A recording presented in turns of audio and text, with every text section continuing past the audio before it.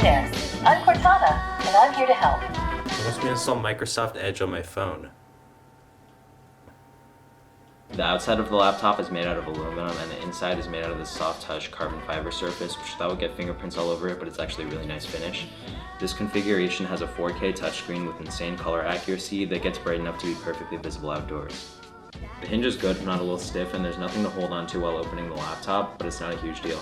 In order to keep the bezels around the screen super thin, they had to put the webcam in a weird position under the laptop, which for me is not a huge deal, but it might be for some people, like especially people in business.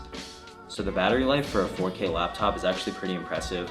With a light load, I was able to pull around 8 hours, but with something heavier like editing, maybe 5 hours. The layout of the keyboard is pretty standard. It has good travel distance and it's pretty tactile. It doesn't have a lot of extra features like RGB or a touch bar, but there's a fingerprint scanner for Windows Hello built into the power button.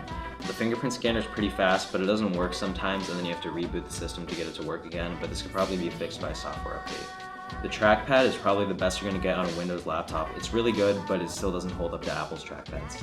The speakers are pretty good and get loud, but they're under the laptop, so the sound sometimes gets muffled.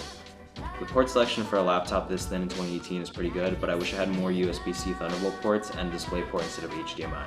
The configuration of the XPS 15 that I got is the best one you can get, and you can definitely see it in benchmarks.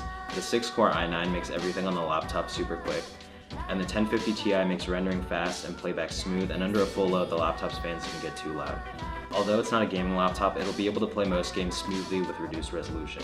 The fully spec model of the XPS 15 costs $3,000, so it's definitely an expensive machine, but the build quality and performance are really premium and you're getting a lot of power in a portable form factor.